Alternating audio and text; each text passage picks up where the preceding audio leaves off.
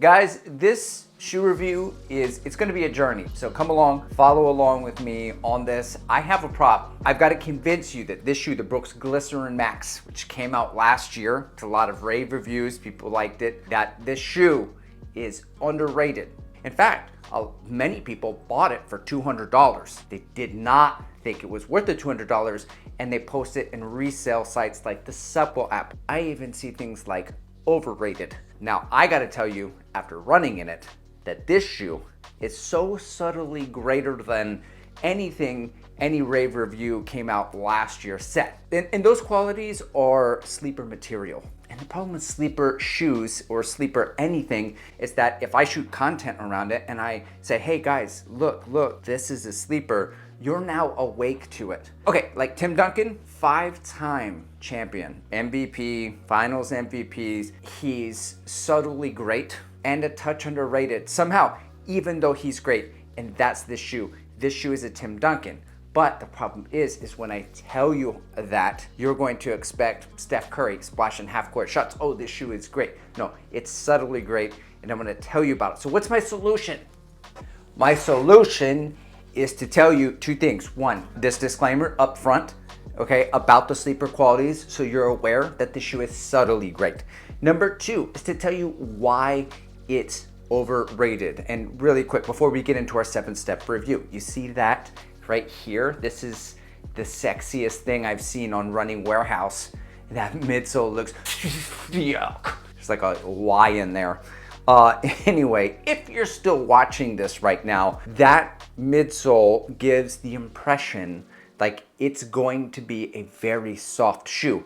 New Balance 1080 V13 soft, but this shoe, the Glycerin Max, is not soft. It's very comfortable. It's not as soft as you think it's going to be when you look at that outsole. So then you run in it and you're like, a little firm. I'm gonna get on the Subwell app and I'm gonna sell it. That's why people think it's overrated. So you just have to get that in your mind. Very comfortable, plush, not the softest shoe, not the Neo Zen, not the 1080. Now let's get into my bullshit 7-step review. All right, the first little stage of it is Spec Detector Test, right? So 47 millimeters in the heel, 41 in the forefoot, 10.9 ounces. Brooks Glycerin Max, we have determined you are the father. It does feel like that. In fact, a lot of people, when they step in, they feel like they're elevated. You feel the 47 millimeters. You think because of that midsole, you're going to be sinking in. You don't really sink in as much as you think you're going to. Okay, section 2, I'm just gonna rename this thing heel, midfoot, forefoot. Who is it best for, depending on where you land in your stride? And I'm gonna say it's great all around. And it was created as such. Brooks, okay, they came out with this, and forgive me if I mess this up, Brooks, because they didn't send me the shoe. Okay, I got the shoe off the Subwell app. DNA tuned is what it's called. And there's nitrogen infused, some sort of foam or another, larger cells in the heel, smaller cells in the middle. I do not know if there's medium cells in the middle, but what this means is that when you land in the heel, according to the marketing, softer landing, and then when you toe off, more energetic response. And I can attest, this does feel like that. I don't know if it's placebo or not, but it does feel softer on the heel when I'm at those recovery paces. I'm a midfoot guy. When I land midfoot and the toe off, there is more energy return. Now, don't be fooled by the English language, okay? More energetic return.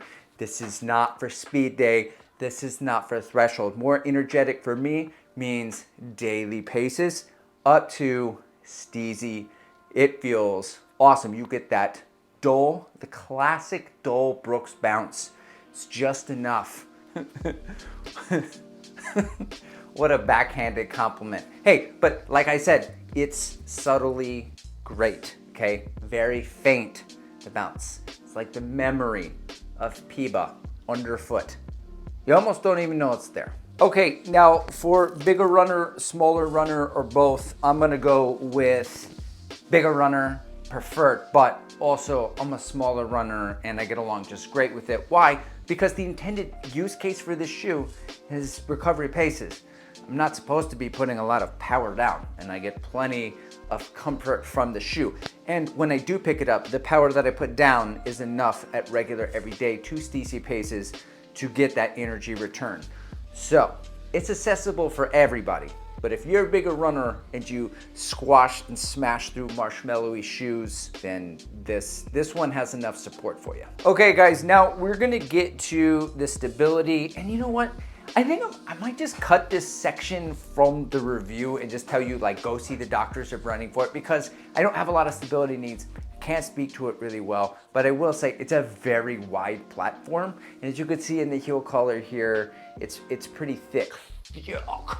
Now, that it can be a problem if it cuts up underneath your ankle. If it's too high and it starts rubbing your ankle, you know, like knit uppers tend to be more stretchy, but there is more material in the shoe which gives it the weight. But I think it is a lot more stable than other shoes out there in this category. All right, now for my experience in the shoe, I'm gonna say a couple things. One, man, I love it. This shoe is the one shoe that I want to reach for every time I go to reach for a shoe. That was the Neo Zen, which has close to 150 miles on it.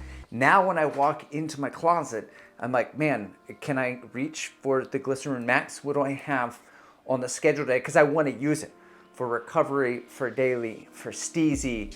I can. Subtly great. The oatmeal cookie, it's got me. I'm hooked. I just crave it. You know, I don't know if I actually have a second thing to say about this shoe. Oh, yes, I do. Aha! Look how ugly this shoe is. It's so ugly.